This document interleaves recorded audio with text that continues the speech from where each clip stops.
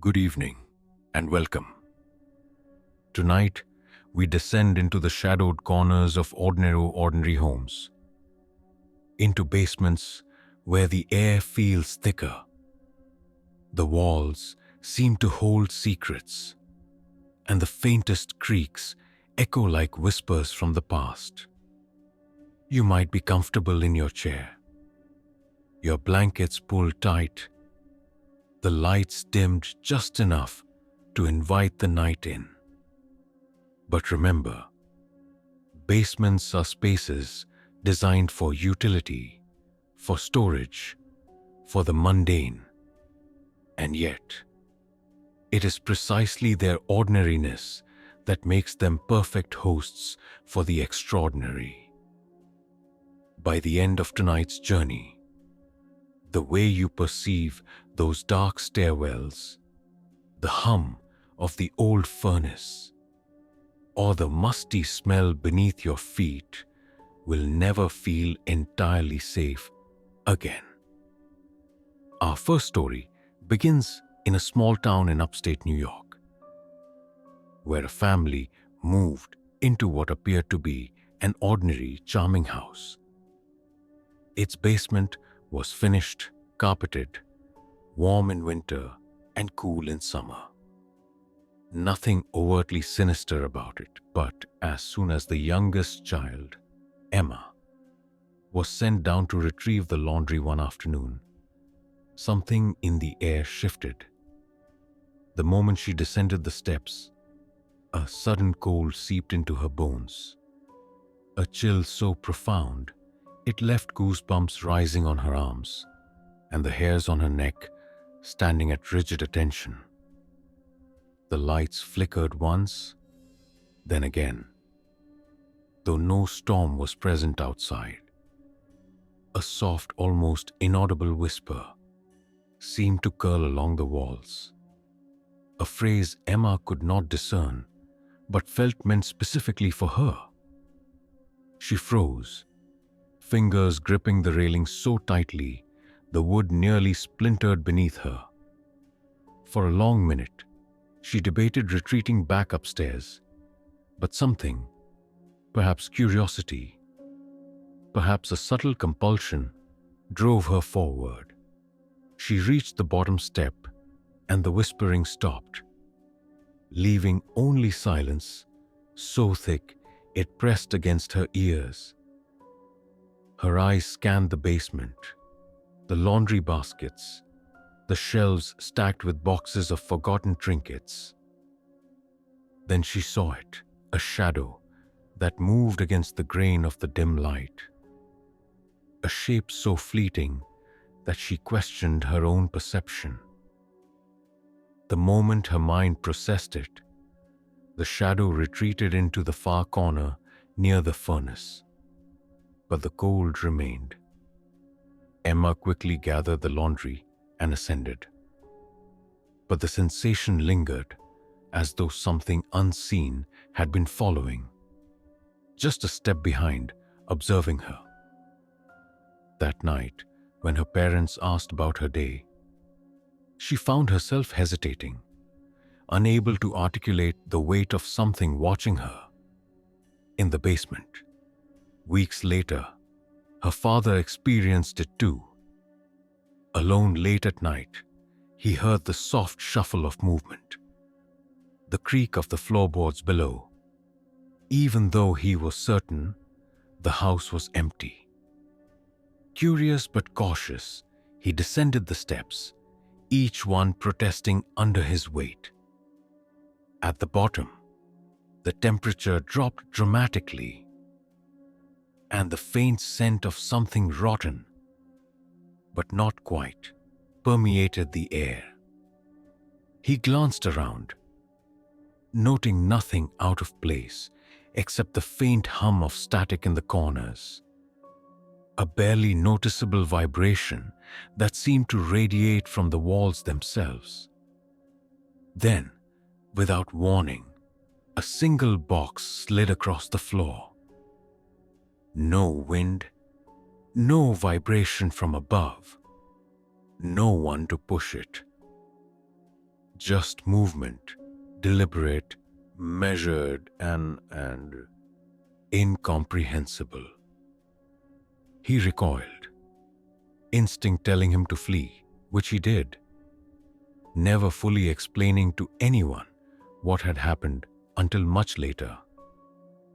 Our second story takes us to the Midwest, to a house that had been in the family for generations. Its basement, unfinished, smelled of damp earth and old concrete, with exposed beams and pipes that carried echoes of decades past. A teenager named Alex had been tasked with cleaning out the basement for spring cleaning, an activity he approached with mild irritation rather than enthusiasm.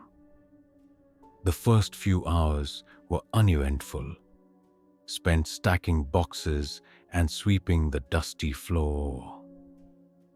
But then he heard the sound, the slow, deliberate tapping of fingernails on wood, coming from the farthest corner of the basement. He paused, convinced it was one of the old beams settling. But the tapping continued, rhythmic, almost deliberate, not following the natural creaks of the house. As Alex moved closer, the tapping intensified, and he realized it was coming from inside one of the old, sealed cabinets that had been untouched for years. With a sense of dread pooling in his stomach, he hesitated before opening it. The hinges were stiff, resisting his movement, and the moment they gave way, a gust of stale, cold air hit him like a physical force. The cabinet was empty, or so it seemed, but as he closed it, he felt the unmistakable sensation of being watched. Over the following days, he noticed objects out of place. A broom leaning where it hadn't been, a dust rag dropped mid-floor. The sensation of being observed when alone. He never saw a face, never heard a voice, but the presence was undeniable, persistent, and profoundly unsettling. Contrast is crucial in these stories. The ordinary setting, the clean, mundane basement, becomes terrifying precisely because nothing appears threatening at first. It is this juxtaposition between normalcy and the uncanny that engages the mind, compelling the audience to imagine the unseen. In the Midwest home, the cold air, the rhythmic tapping, the shifted objects, all normal elements of a basement, become carriers of fear because they challenge our assumptions about safety in familiar spaces.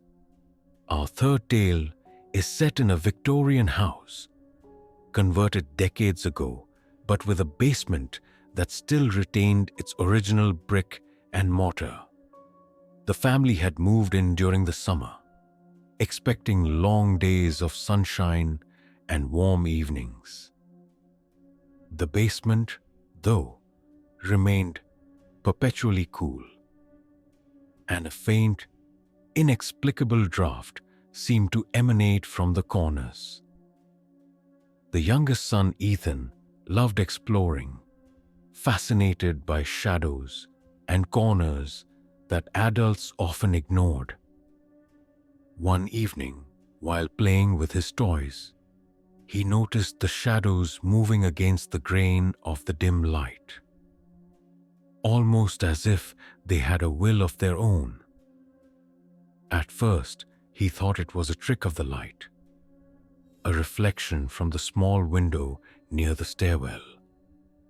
But the shapes persisted, curling and stretching, vanishing and reappearing. The suspense escalates as Ethan's perception grows unreliable. What is real? What is imagination? He recounted feeling a gaze, heavy and persistent, following his every move. When he called for his mother, her response was the typical soothing reassurance.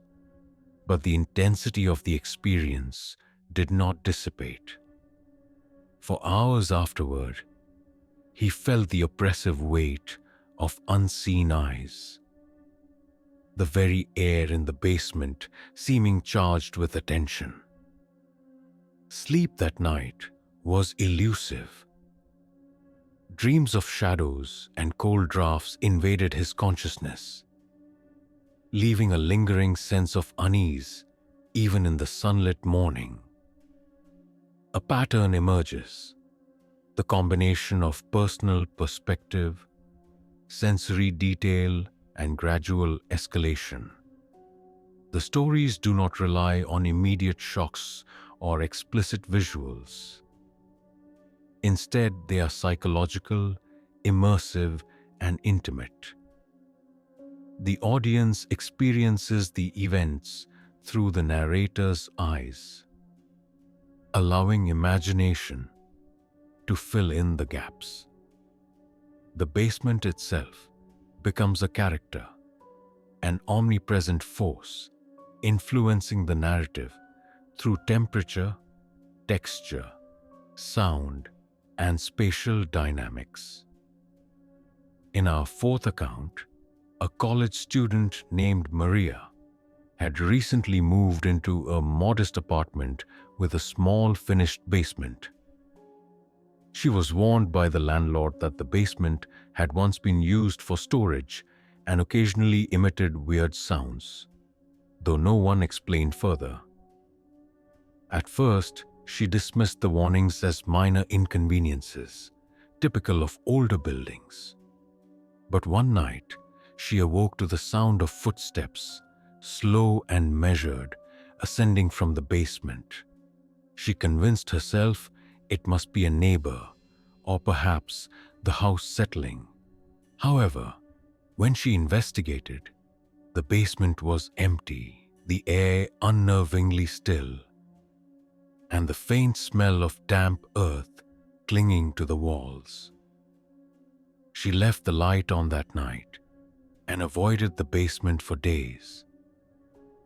But the sounds returned, sometimes accompanied by a sudden drop in temperature, sometimes by faint whispers that she could almost, but not quite, understand. Notice the narrative flow: introduction of normalcy, intrusion of severe of anomaly, escalation of tension, lingering mystery. Each story repeats this pattern, reinforcing suspense while giving the audience brief reprieves to anchor themselves in the familiar before terror rises again.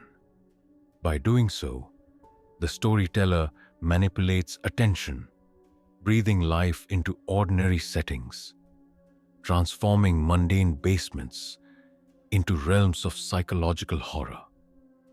As we move to the fifth story, a retired couple in a suburban neighborhood experienced disturbances that were subtle yet deeply disquieting. Their basement was partially finished, with a utility area and space for hobbies. Initially, disturbances were minor. Objects slightly shifted, small noises at night, shadows that seemed to move independently of the light. Over time, these incidents became more pronounced. Doors creaking open without wind, appliances operating without human intervention, a pervasive cold that could not be explained by faulty heating. What made this story compelling was the contrast between their ordinary lives and the intrusions of the inexplicable, a hallmark of psychological horror that amplifies fear by situating it within familiar spaces. At the heart of these tales lies an underlying principle. Basements, by design, are liminal spaces. They are neither fully part of the home's main living areas nor entirely separate. They exist in a state of semi-obscurity, often dimly lit, rarely visited, and filled with objects from past generations. This liminality makes them ideal vessels for narrative tension, leveraging the fear of the unknown while grounding stories in relatable, everyday experiences. The cumulative effect is profound. By interweaving personal anecdotes, environmental descriptions, and subtle anomalies, the storyteller cultivates a sense of anticipatory dread, the kind that lingers long after the tale concludes. Each story within this collection reinforces the notion that fear does not require overtly supernatural elements, merely a familiar space twisted by perception, a cold draft, a flickering shadow, or the sensation of being watched. The sixth story begins in an older neighborhood in Oregon, where a young couple had recently purchased a charming, albeit slightly run-down house. Its basement was partially finished, with a small recreational area and a laundry corner tucked to one side. At first glance, nothing seemed out of place. Boxes stacked neatly, a few old toys tucked into shelves, and the faint scent of dust in the air. All ordinary. Yet, on Maria's first night alone in the house, the ordinary turned subtly sinister. She was organizing some boxes near the far wall when a cold draft brushed past her arm, carrying the faintest hint of something she could not identify. A mixture of damp earth and something metallic. It was subtle enough to make her pause and look around, but nothing appeared to have moved. She shook her head, dismissing it as imagination. Yet, the sensation lingered, a prickling awareness that she was not entirely alone. Hours later, she was awakened by a soft thud, the kind of sound that barely registers in a quiet house. She sat up, listening intently. The thud was followed by another, then a dragging noise along the floor. Slow, deliberate, and impossibly precise, as if the basement itself had a rhythm of movement independent of her presence. Her fear escalated when she remembered that all doors were locked. No pets were present, and she was alone.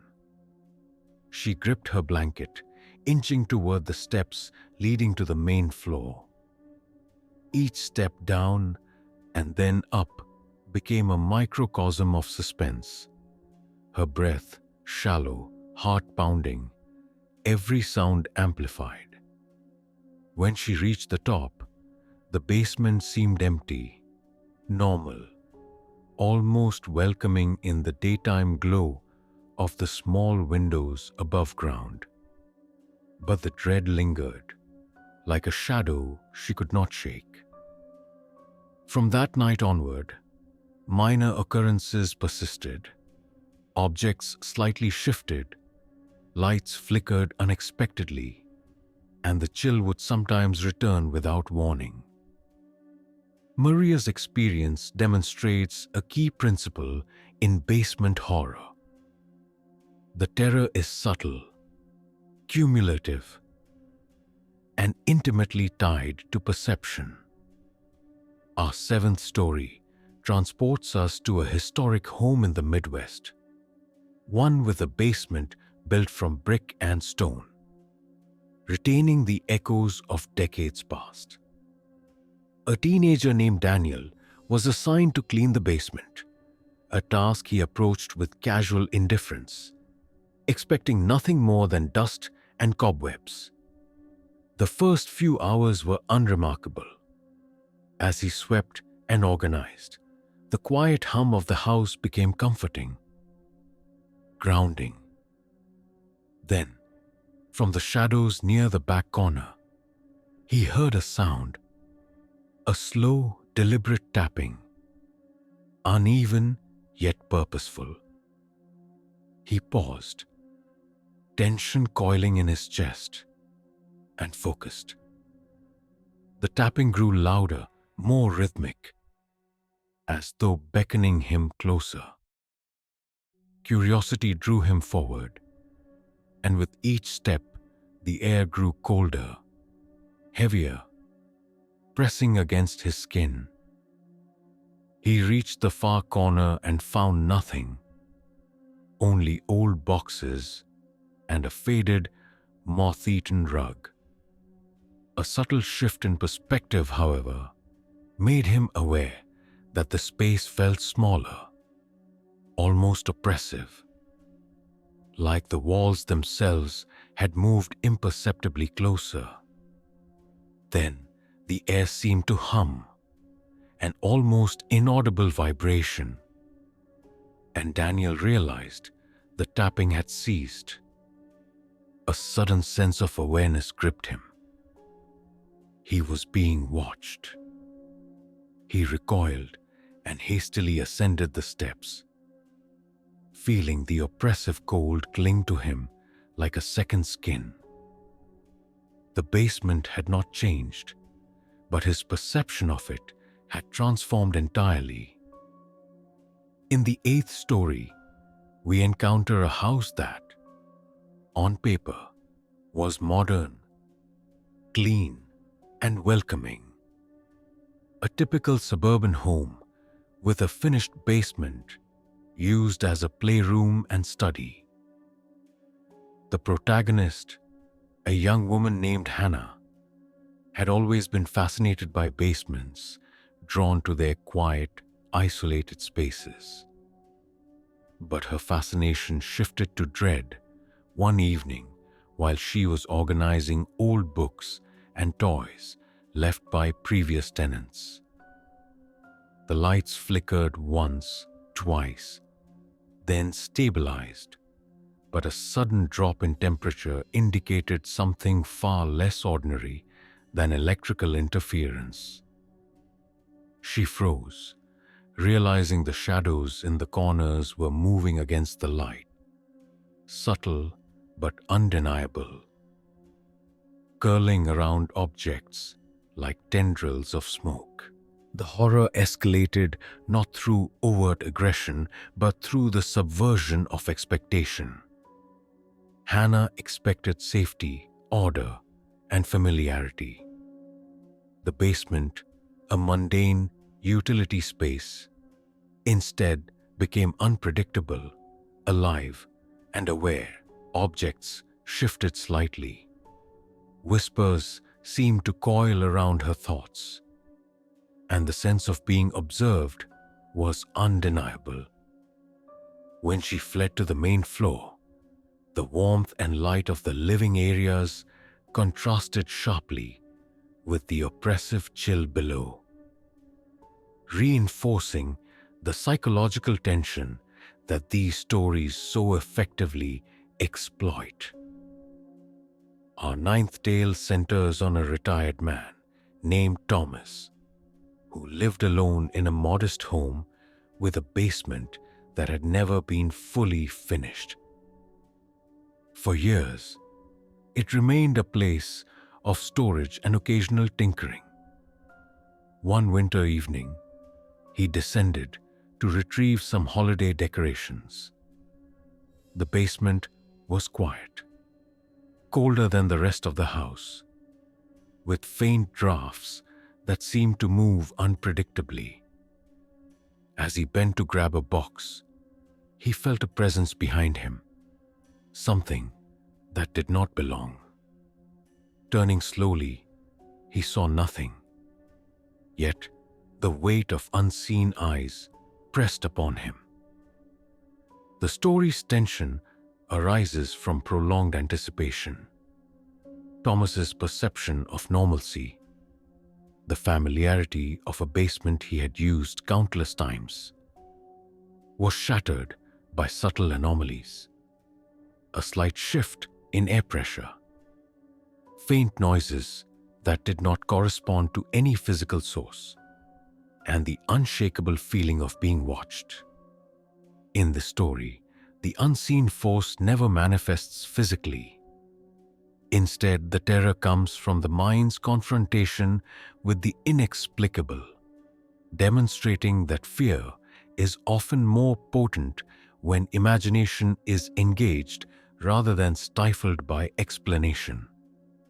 The 10th story is set in an older house on the outskirts of a small town where a teenager named Jacob spent his summers.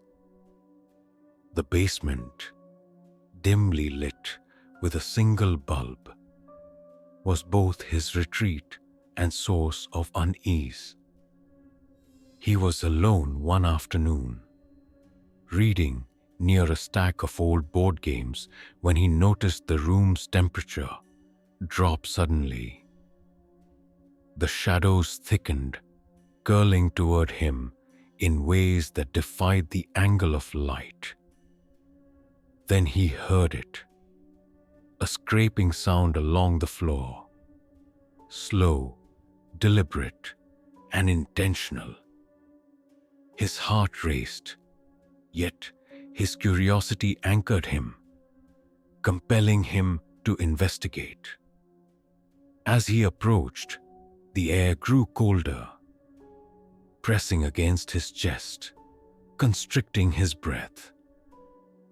Objects shifted slightly, seemingly guided by an unseen hand, and Jacob realized with sudden clarity that he was not alone. Across all these stories, certain narrative techniques are consistently applied. The use of first-person perspective, immersive sensory details, gradual escalation of tension, and the strategic placement of relief moments to make the horror more jarring. The basements themselves are central characters, spaces that shape and influence the unfolding dread. Cold drafts, creaking floors, shadows that move independently, objects that shift inexplicably, all serve to transform ordinary spaces into arenas of psychological terror. These stories also share a common structural approach.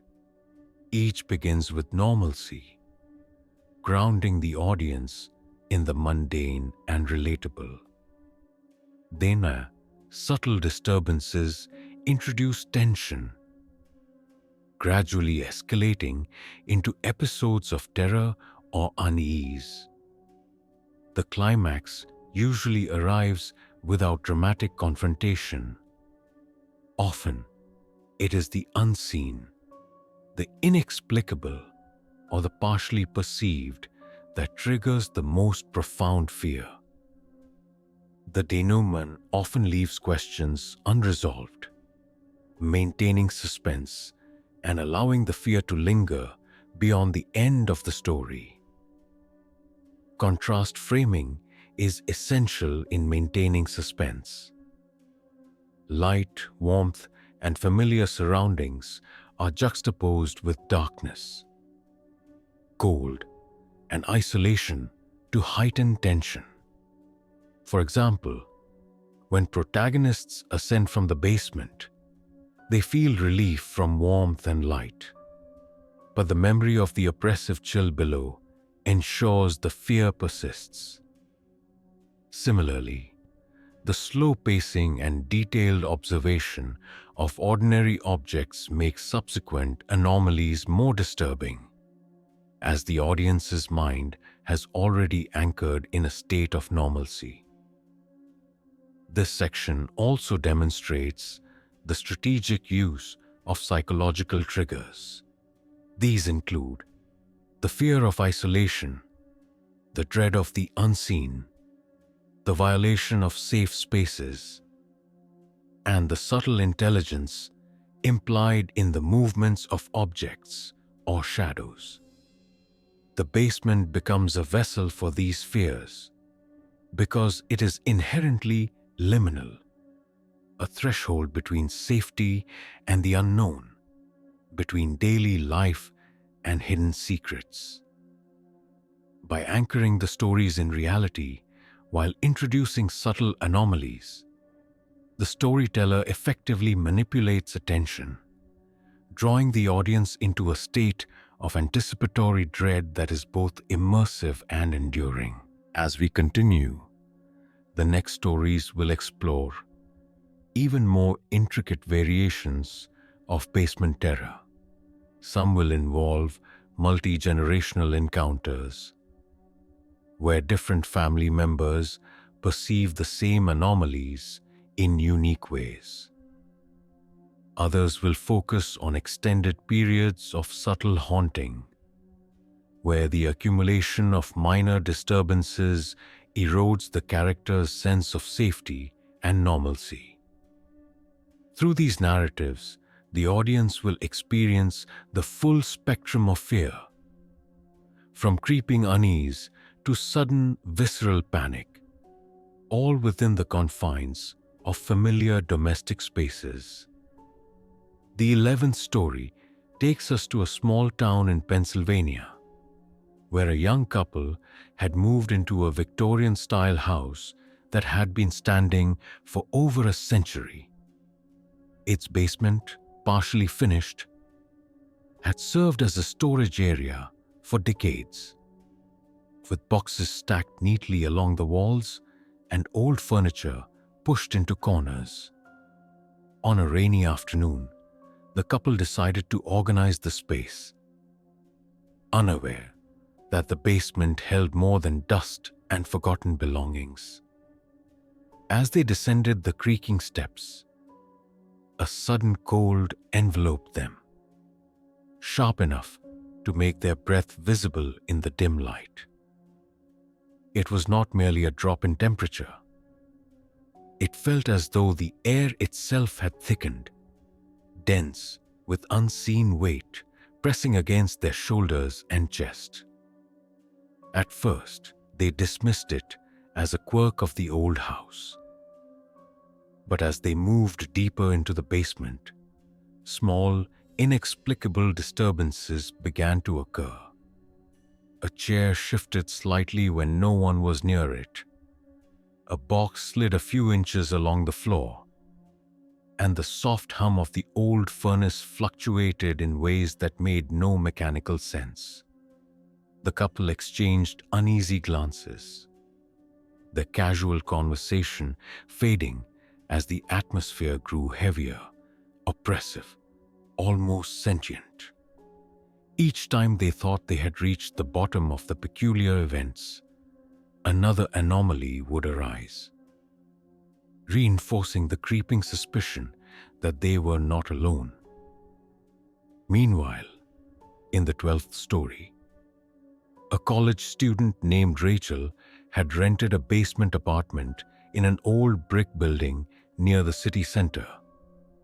The space was clean and modernized, yet retained the distinct mustiness of decades past. Rachel had always enjoyed quiet, isolated spaces, but the basement began to challenge her comfort in ways she could not anticipate. One evening, while unpacking boxes, she noticed the temperature drop abruptly, her fingers turning numb despite the mild climate outside. She glanced toward the far corner where shadows seemed thicker, more pronounced than anywhere else in the room. Then she heard it, the faint sound of scratching, rhythmic and deliberate, along the wall closest to her. Initially, She assumed it was rodents or a plumbing issue. But the sounds continued over several nights, each instance more precise, almost intelligent. On one occasion, the faint scratching coincided with the soft dragging of an unseen object across the floor. Rachel's anxiety escalated with every recurrence, and she began leaving lights on while sleeping. The hum of a small fan providing background noise that masked the unsettling sounds. Yet, even with these precautions, she felt the presence, watching, patient, unseen, an entity that thrived not on aggression, but on the gradual erosion of perceived safety. Story 13 unfolds in a suburban home in Ohio, where a teenager named Liam had grown up hearing tales of the creepy old basement from neighbors and siblings. The basement was dimly lit, with a single hanging bulb and concrete floors that had been painted decades ago. Liam had long dismissed the stories, attributing creaks and shadows to the quirks of an old house. One evening, while retrieving a forgotten book, he noticed a chill in the air, distinct and sudden.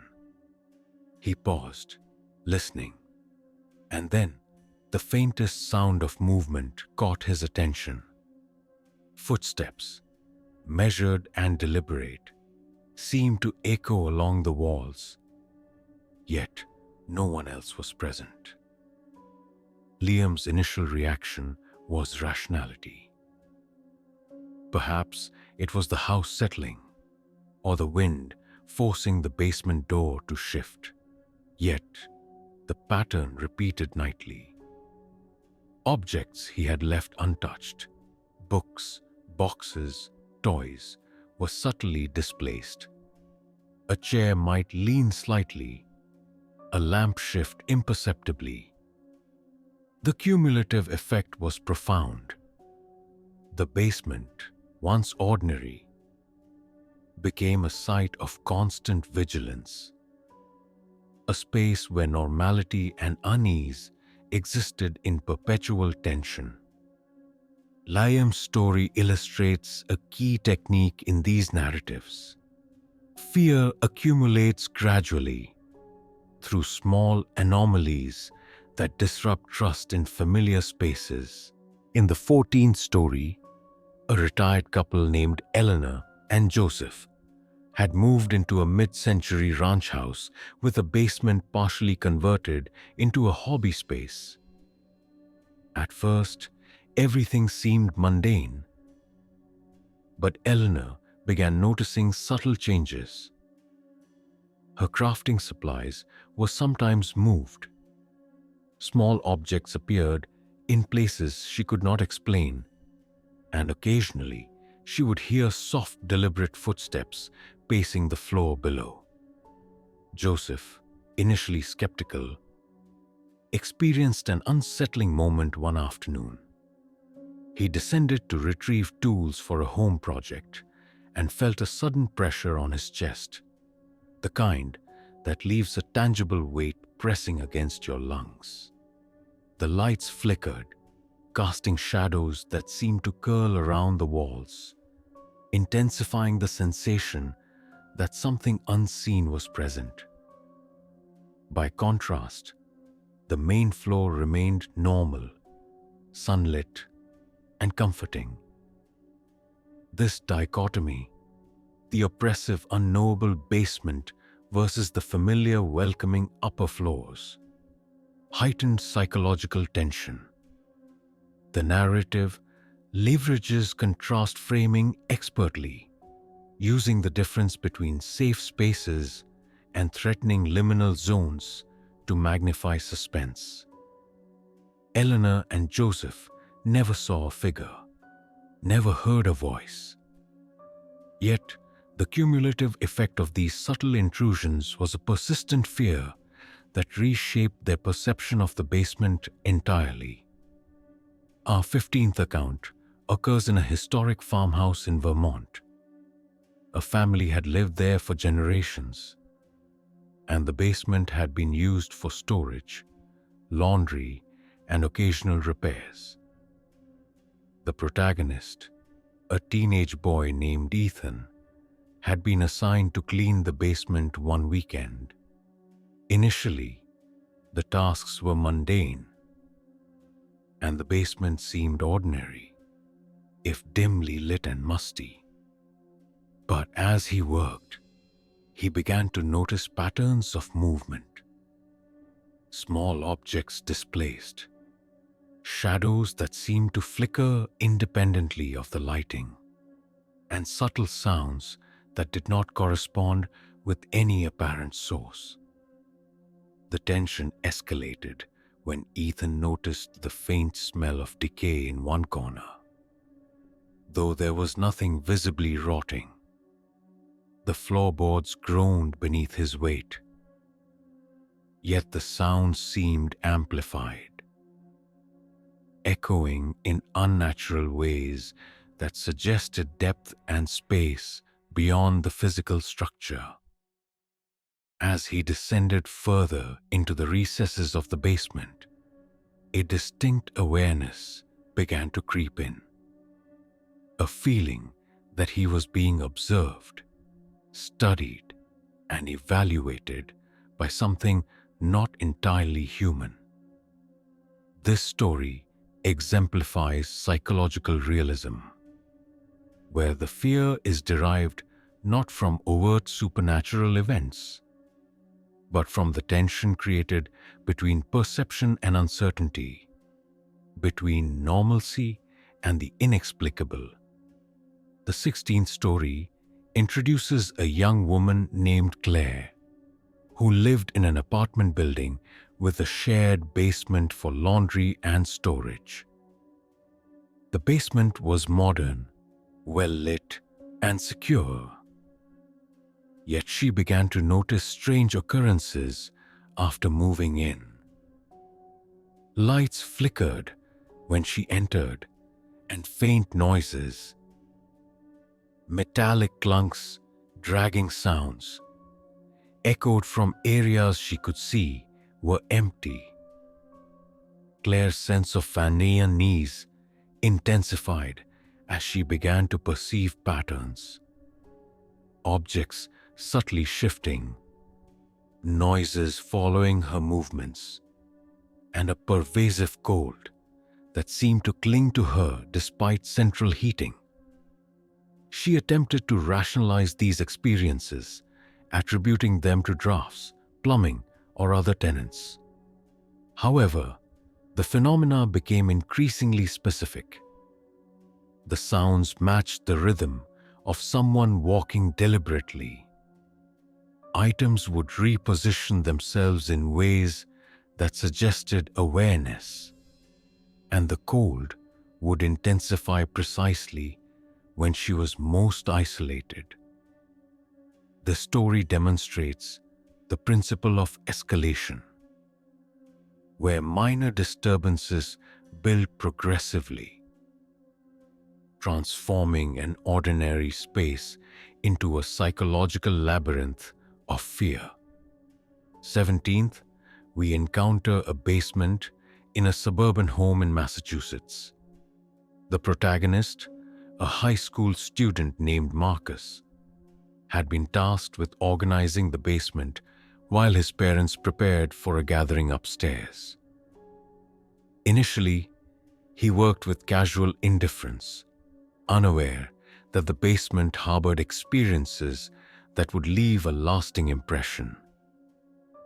As he moved boxes and adjusted shelving, he noticed subtle anomalies.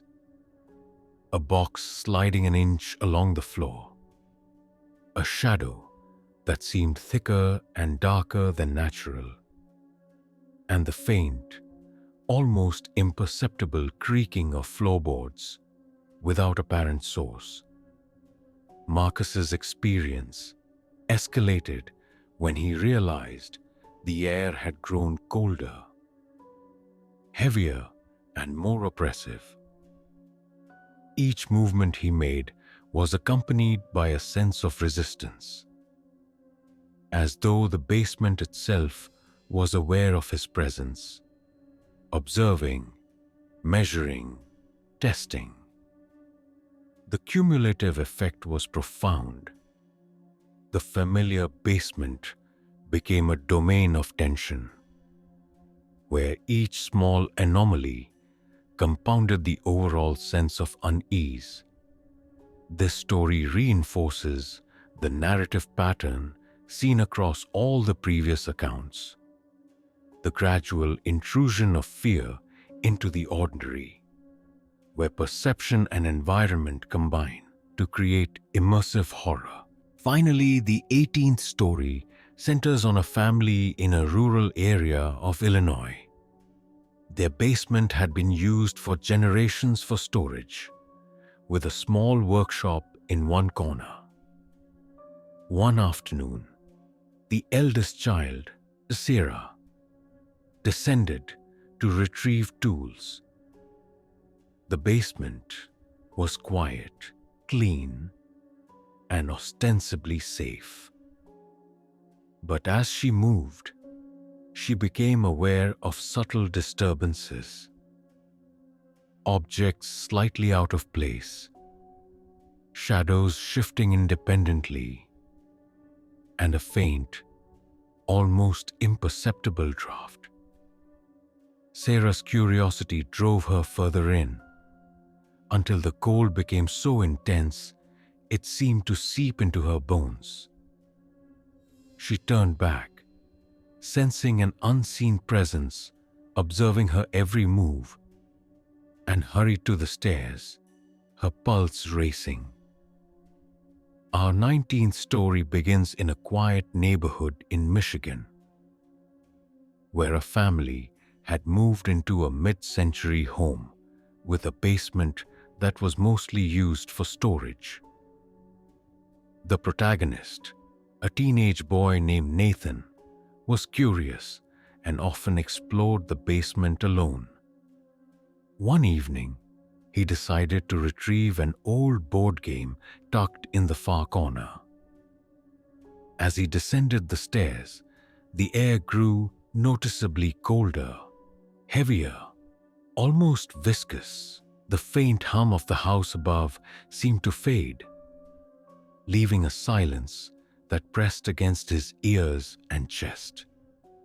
Nathan's heart raced, but he moved forward, compelled by a mix of curiosity and unease.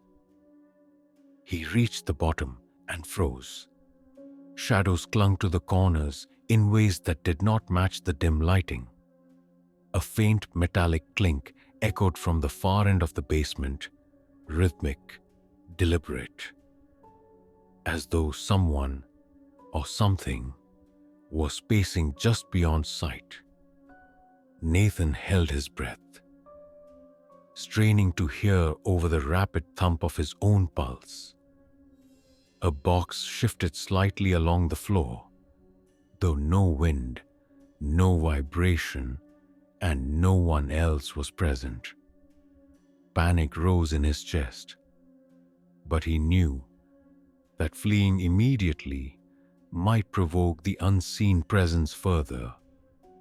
Slowly, deliberately, he turned toward the stairs, each step careful, silent, hoping to reach safety without incident. The basement seemed to resist him, the shadows stretching and curling with every movement, until finally Nathan emerged into the warmth and light of the main floor. Gasping for air, the oppressive chill lingering like a memory etched into his bones. The 20th and final story brings us to a basement in a suburban home in Texas, where a young woman named Olivia had recently moved. The basement was clean, finished, and well lit. nothing outwardly ominous, yet it radiated a sense of timelessness, as if decades of human activity were trapped within its walls. Olivia, initially dismissive of any tales of hauntings, experienced a subtle yet unshakable unease one evening while sorting boxes. A sudden chill swept through the room, her breath fogging in the air despite the warm weather outside. She paused, listening, and then heard the faintest sound of scraping along the floor. The sound grew in clarity, deliberate and measured, as if someone or something was testing her presence. Olivia's fear intensified when she noticed objects subtly shifting, their movement precise and deliberate. Shadows in the corners seemed to stretch and bend unnaturally, defying the angles of the room and the direction of the lights. The atmosphere thickened, pressing against her chest and limbs, constraining her movement. Despite the absence of any visible figure, the sensation of being watched was undeniable.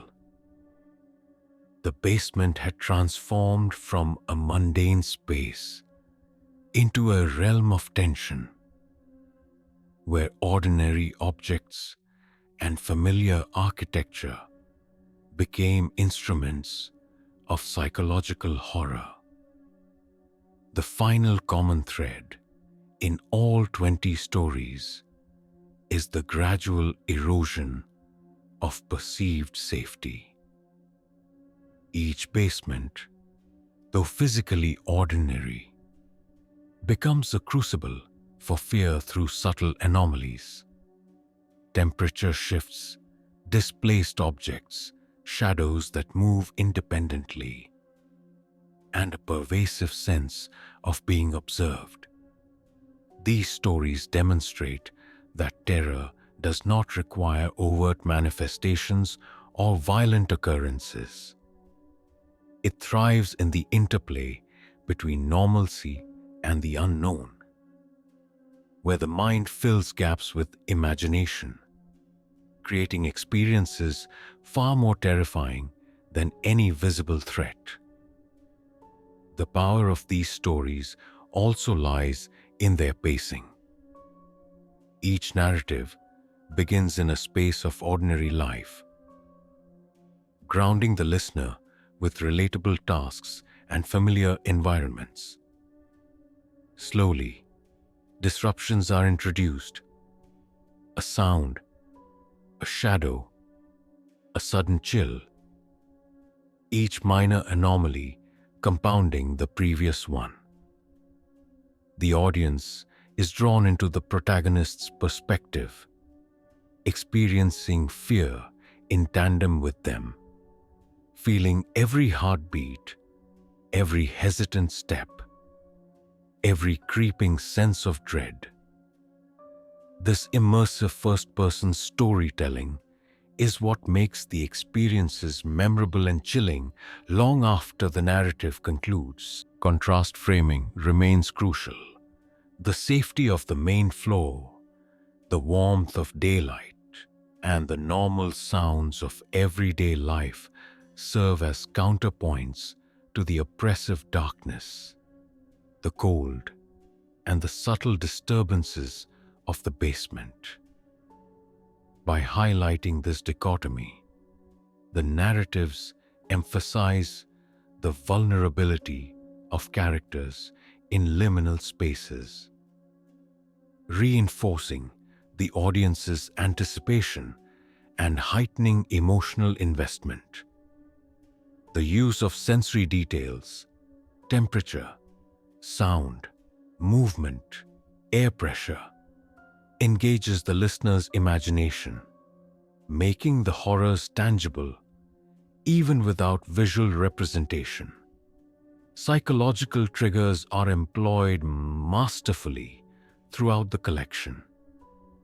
fear of isolation, violation of safe spaces, the unseen intelligence implied in object movement, and the anticipation of future disturbances all contribute to a sense of anticipatory dread.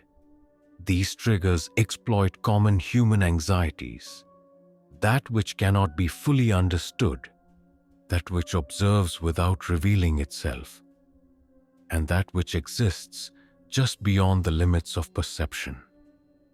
The basement, as a liminal, semi-hidden space, becomes the perfect vessel for these fears, offering a setting both familiar and threatening.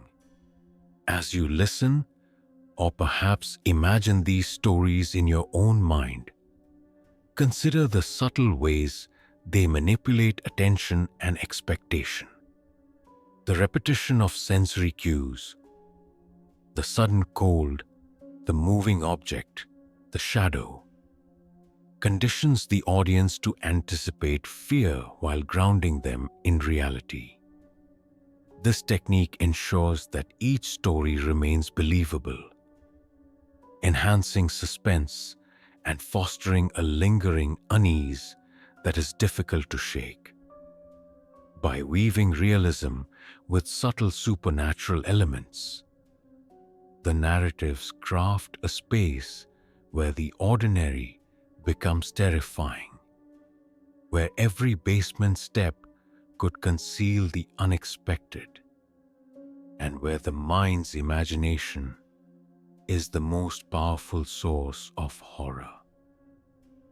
As we conclude this collection of 10 true disturbing basement stories, remember this: fear is not always loud, not always visual, and not always immediate.